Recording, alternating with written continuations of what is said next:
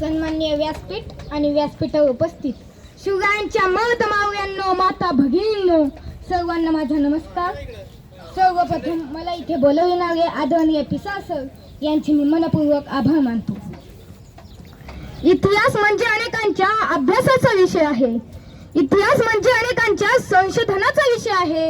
इतिहास म्हणजे अनेकांच्या व्यासंगाचा विषय आहे. इतिहास म्हणजे अनेकांच्या अस्मितेचा विषय आहे. इतिहास म्हणजे अनेकांच्या अभिमानाचा विषय आहे.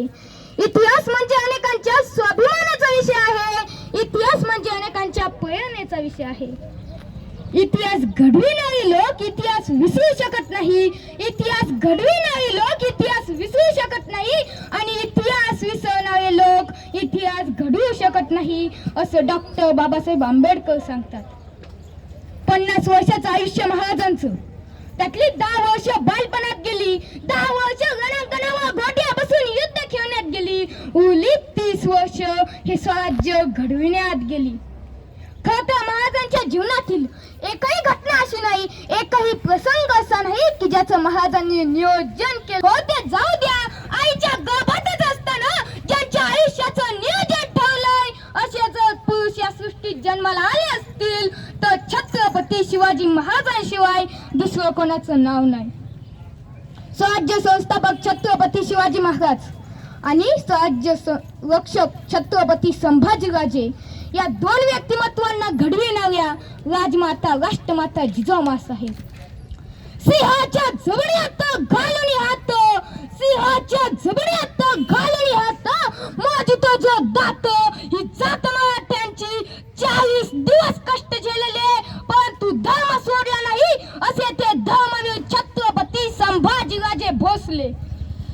गुलामाला गुलामीची जाणीव करून द्या, गुलामाला गुलामीची जाणीव करून द्या, म्हणजेच तो बंड करून उठेल. तुम्हाला आम्हाला सर्वांना गुलामीची जाणीव करून देणारे भारतरत्न विश्वरत्न डॉक्टर बाबासाहेब आंबेडकर. पृथ्वी ही शेषाच्या मस्तकावर तळलेली नसून ही कामकरी कष्टकरी शेतकरी समाजाच्या तळहातावर वसलेली आहे. हा विज्ञानवादी विचार मांडणारे अण्णाभाऊ साठे.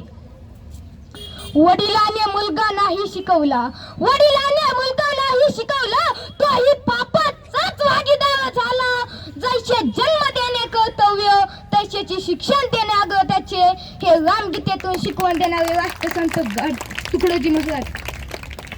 अहो दगडाच्या मूर्तीत देव नसून तुमच्या आमच्यात देव आहे, दगडाच्या मूर्तीत देव नसून तुमच्या आमच्यात देव आहे ही शिकवण देणारे राष्ट्रसंत गाडगे बाबा.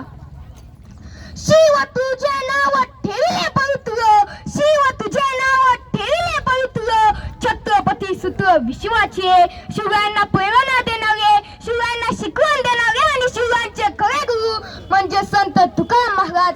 या सर्व थोर महापुरुषांच्या विचाराला मी शिवराज सुरेश कदम अभिवादन करतो.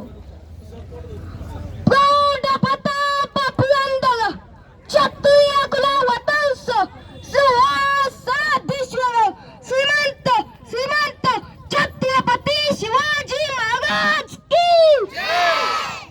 आज आपण अशा एका राजाचा इतिहास मांडणार आहोत जो केवळ इतिहासाच्या पानावर नाही तर कोट्यवधी लोकांच्या काळजावर राज्य करतो. आज आपण अशा एका वादळाविषयी बोलणार आहोत ज्याने सह्याद्रीच्या कुशीतून झेप घेतली आणि दिल्लीच्या तख्ताला घाम फोडला. 19 फेब्रुवारी 1630 रोजी शिवनेरीवर सनई चौघडे वाजत होती, कारण त्या दिवशी एका युग पुरुषांचा जन्म झाला होता आणि ते युग पुरुष म्हणजे छत्रपती शिवाजी महाराज. शून्यातून विश्व उभा केलं, शून्यातून विश्व उभा केलं. ज्या काळी सभोवताली अंधार होता, परकी आक्रमणांचे सावट होते, आया बहिणींची अबू सुरक्षित नव्हती, त्याच काळी सह्याद्रीच्या कडे कपाळीतून एकदा काही फुटली. स्वराज्य ज्या काळात आदिलशाही, निजामशाही आणि मुघलशाही या सुलतानी शक्ती महाराष्ट्राची माती तुडवत होत्या. आया बहिणींची अबू सुरक्षित नव्हती, मंदिरे उद्ध्वस्त होत होती. त्याच काळात माता जिजाऊंनी बालशिवांना रामायण महाभारताच्या कथा सांगितल्या. जिजाऊ म्हणाल्या, शिवबा दुसऱ्याची चाकरी कशाला, स्वतःच राज्य निर्माण करा. आईच्या याच शब्दांनी एका राजाला छत्रपती बनवण्याच्या प्रवासांनी मुहूर्त मेघ रवली. पुण्याच्या त्या ओसाड जमिनीत सोन्याचा नांगर फिरवून वैतेचा मनात विश्वास पिळला. वयाच्या अवघ्या 15व्या वर्षी जेव्हा मुले खेळण्यात दंग असतात तेव्हा शिवबांनी रायरेश्वराच्या मंदिरात स्वतःच्या रक्ताने महादेवाचा अभिषेक केला आणि हिंदवी स्वराज्याची शपथ घेतली. पण हे राज्य कोणाचे? स्वतःच्या मालकीचे नाही, तर हे राज्य हवे ही तो श्रींची इच्छा म्हणत त्यांनी हे राज्य रयतेला समर्पित केले. महाराजांनी मावळे कसे गोळा केले हो? त्यांनी सोन्याच्या मोह दाखवल्या नाहीत, तर त्यांनी प्रेम दिलं. कान्होजी जे दे बाजी प्रभू, तानाजी जीवा महाला यासारख्या सामान्य माणसांना शिवरायांनी वाघ बनवलं होतं. आपण मिळू पण स्वराज्य मिळवू याच प्रेमापोटी बाजी प्रभूंनी पावन खिंड लढवली आणि तानाजींनी आधी लगीन कोंढाण्याचं म्हणत आपल्या प्राणाची आहुती दिली. स्वराज्याचा हा प्रवास सोपा नव्हता.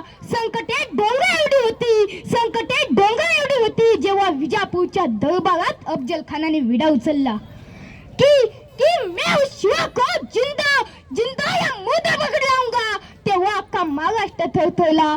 खान 35,000 सैन्य आणि प्रचंड प्रचंड तोफखाना घेऊन महाराष्ट्रावर चालून आला, या वैत्यावर चालून आला.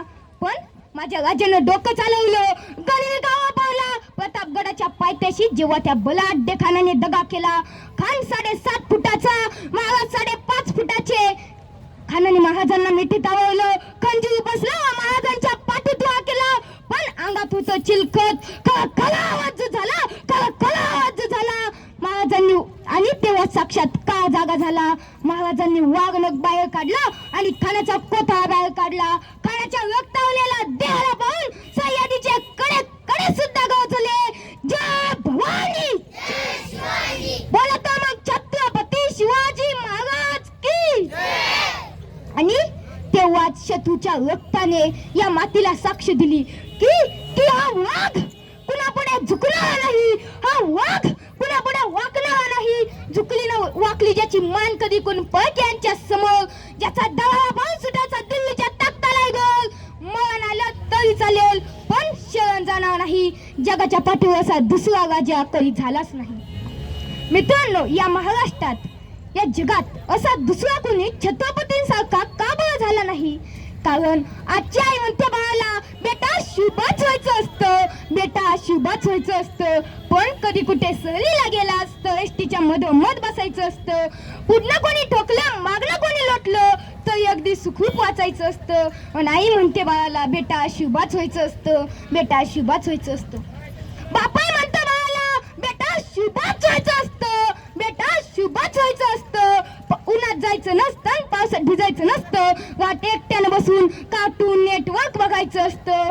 पण मी सांगतो, घरात दोघं आईनं जिजावं आणि बापानं शहाजीच व्हायचं असतं, आईनं जिजावं आणि बापानं शहाजीच व्हायचं असतं.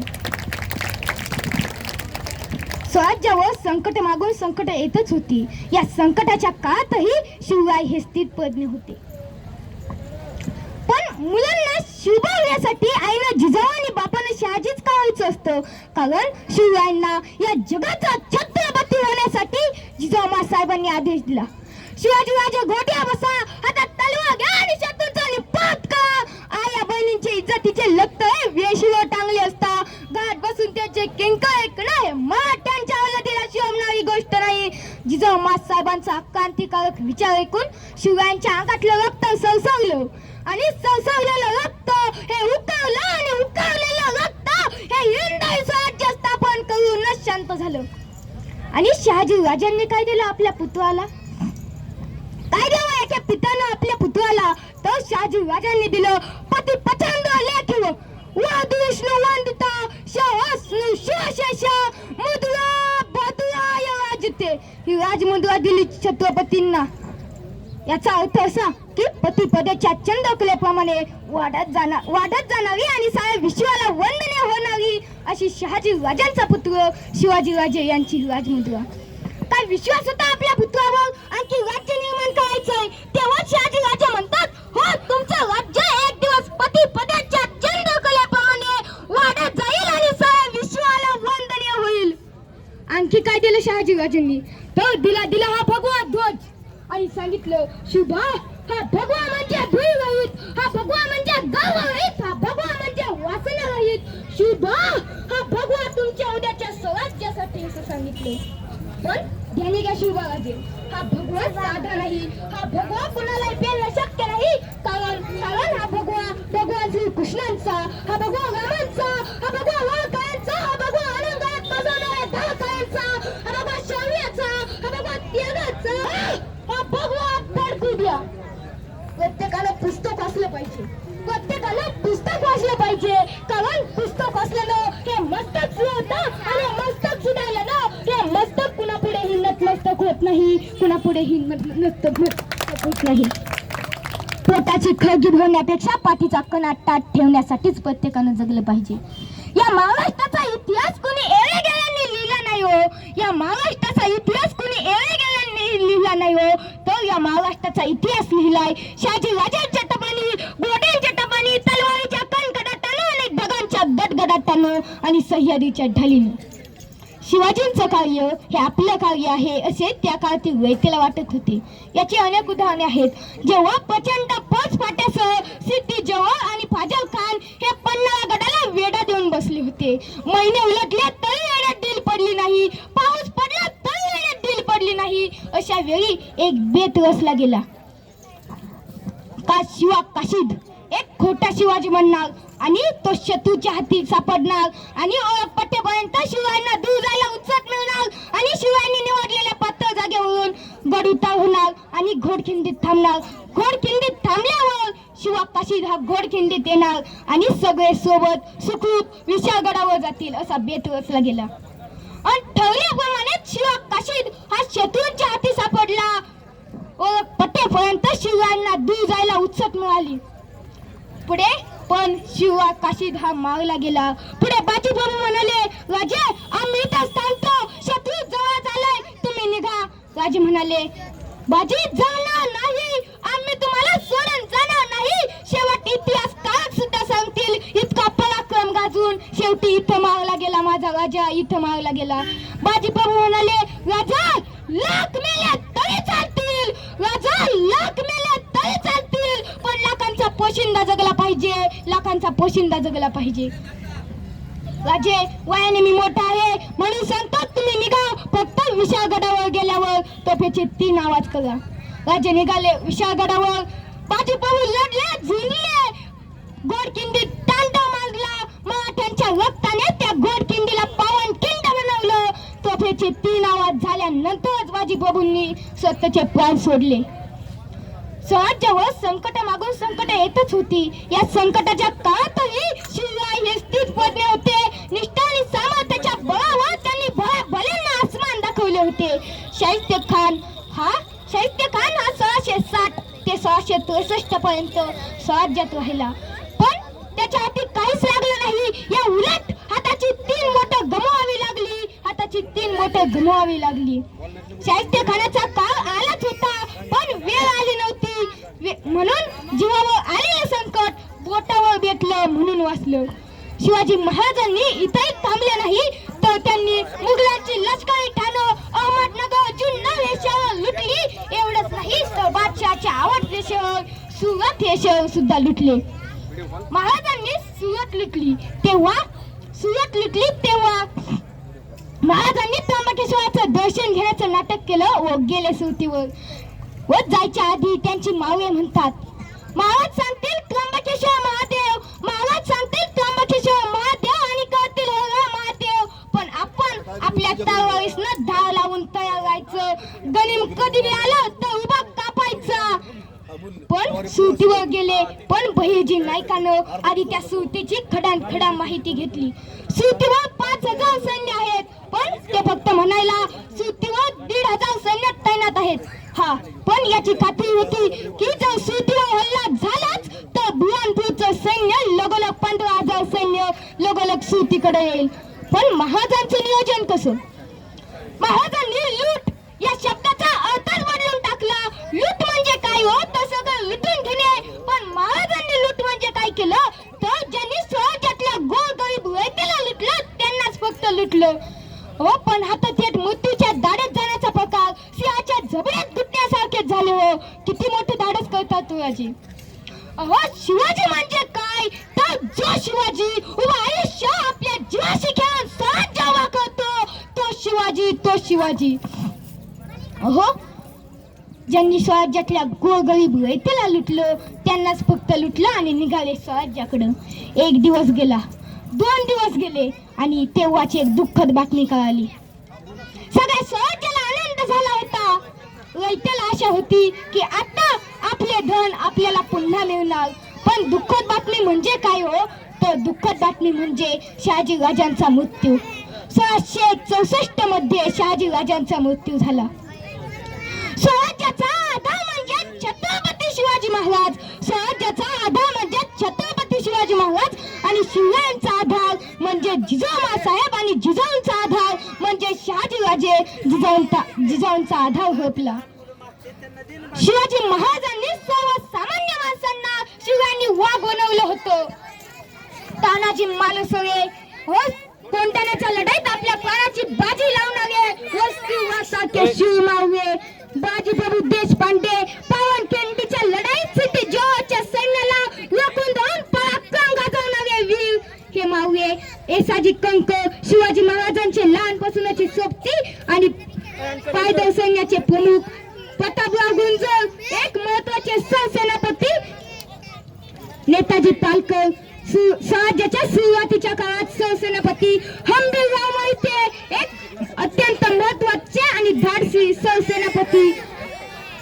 कोयाजीराव बांदल म्हणजे लाल महालाच्या छाप्यात शौर्य गाजवणारे वीर हे मावळे. आणि मुस्लिम मावळे म्हणजेच सिद्दी हिलाल, दौलत खान, मदारी मेहरदार हे मुस्लिम मावळे सुद्धा शिवरायांच्या सैन्यामध्ये भरती होते. शिवरायांनी या सर्वसामान्य माणसांना शिवरायांनी वाघ बनवलं होतं. शेवटी एवढेच सांगतो पवांनो आयफोन घ्या, 2.5 लाखाचा घ्या. आयफोन शिवाय आयुष्यात मोबाईल वापरायचा नाही. टायटनची घड्याळ घ्या, टायटन शिवाय घड्याळ वापरायचं नाही, अजिबात नाही. आणि रेमंड शिवाय कपडे घालायचे नाहीत आणि बाटा शिवाय बूट घालायचा नाही. बुलेट मुळी काढून गावात वाजत फिरायचं. पण जे काय करायचं ते स्वतःच्या जीवावरती करायचं. जे काय करायचं ते स्वतःच्या जीवावरती करायचं आणि मन गावाला वाटून सांगायचं बापाला छावा सांभाळला म्हणून. अरे बापाच्या जीवावरती कोणी साम्राज्य उभा करतं? बापाच्या जीवावरती कोणी साम्राज्य उभा करतं? स्वतःच्या जीवावरती साम्राज्य उभा करणाऱ्याला छत्रपती शिवाजी राजाचा मावळाच हवा लागतं. छत्रपती शिवाजी राजाचा मावळाच हवा लागतं. स्वतः कवड्याची माळ घालून आपल्या मावळ्यांना सोन्याचे कडे देणारे एकमेव राजा म्हणजे महाराष्ट्राचे उभे हिंदुस्थानाचे आराध्य दैवत छत्रपती शिवाजी महाराज यांना शेवटी मानाचा मुजरा करतो आणि इथेच थांबतो. जय जिजाऊ.